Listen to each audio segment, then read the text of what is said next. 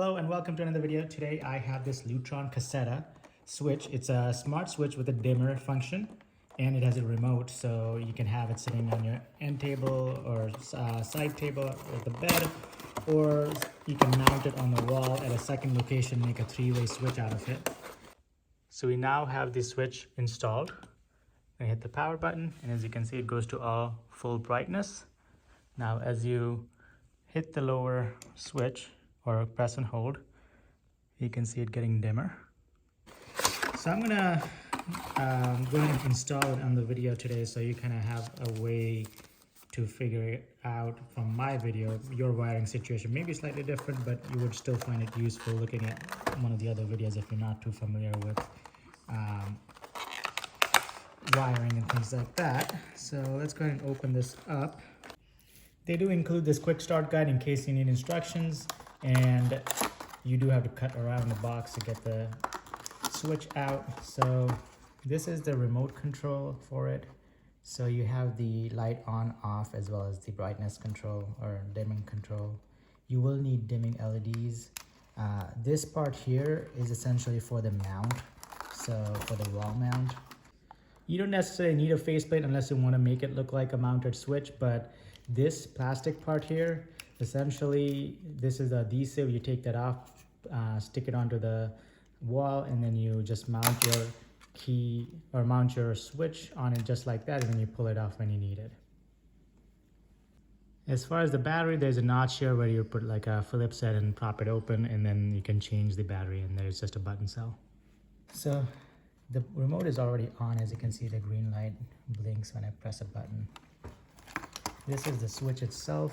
On the back, you have the ground. You're gonna have one cable for the neutral and then one for the load, or where the power comes in at. They're both black, so it doesn't really matter which one connects to load and which one connects to line. The faceplate's already mounted, so let's go ahead and take that faceplate off. So it kind of just snaps off. So you're gonna have to do that before you start the mounting process, because you need the screws here.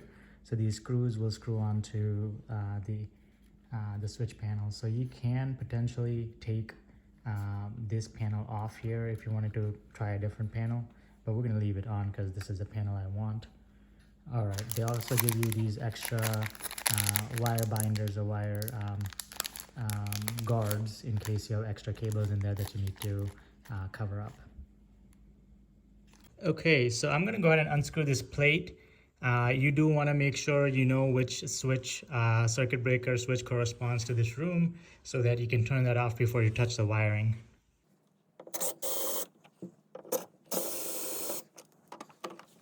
This is just the faceplate. You take that off. Now you have the wires behind there. Before you actually do this part where you take off everything, you want to go ahead and turn off the circuit breaker. Once you have the circuit breaker off, you can take the switch off the wall.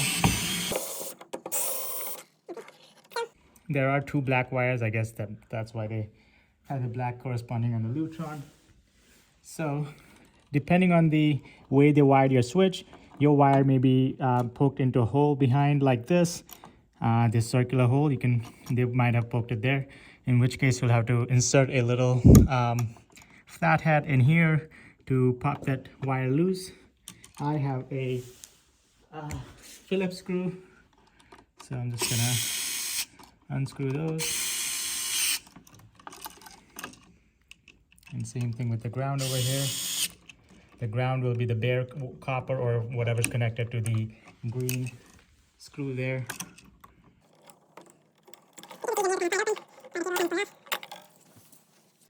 And as far as which connects to which, it doesn't really matter.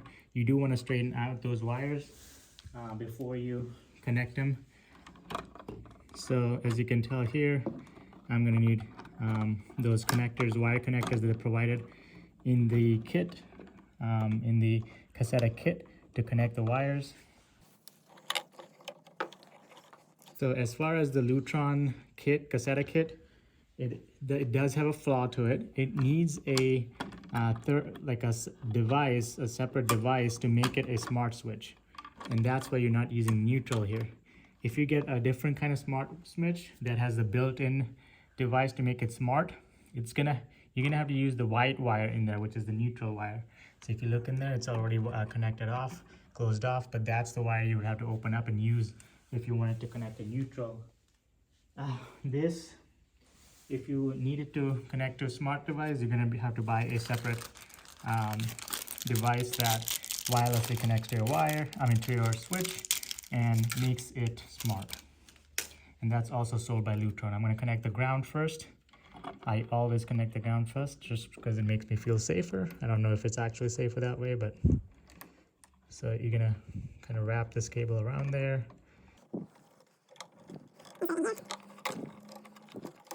And there's just a little screw in there that kind of tightens the two wires together. And then, like I said, it doesn't really matter which one goes with which. You're gonna line these up, insert it into the wire connector. Make sure they're lined up properly so that they're actually getting in there. And if it's working, you can actually feel it get tighter and it will pull the wire in as the screw mounts onto the wires.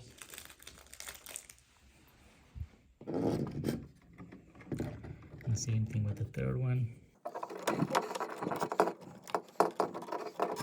You shouldn't have any exposed wires coming past, especially for the black ones. You shouldn't have any exposed wire coming past the wire connector. This is fine because this is obviously bare metal anyway, so it doesn't really matter.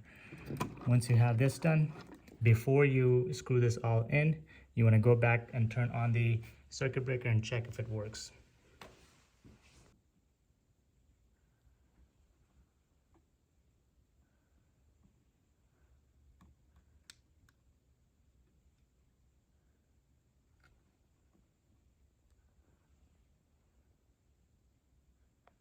Once you've made sure that the switch works, you can turn the circuit breaker back off and then work on pushing the wires in such that it's not getting in the way, and then you can put the switch back on.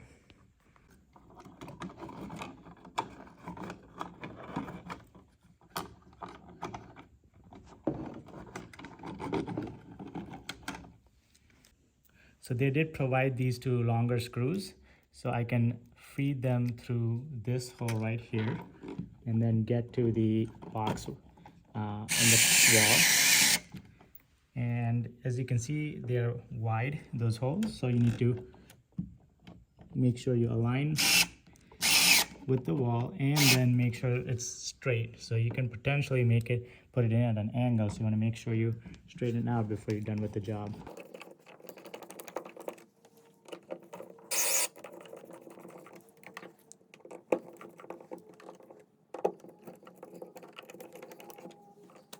So that looks straight to me.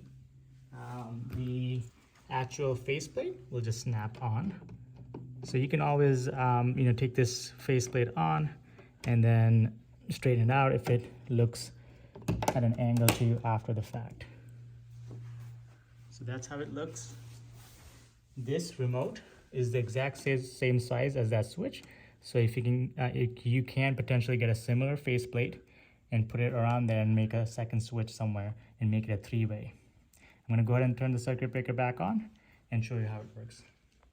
So we now have the switch installed. I hit the power button, and as you can see, it goes to all full brightness. Now, as you hit the lower switch or press and hold, you can see it getting dimmer. You're not done yet. You need to pair the remote with the dimmer switch. So first you're gonna press and hold this for 6 seconds.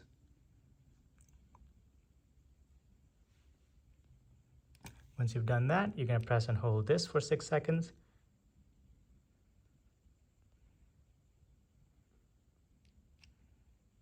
Okay, so now they're paired. So they're blinked 3 times. That means they're paired. Okay, so now you'll be able to turn this off through this button and turn it on with this button, and then use the dimmer switch.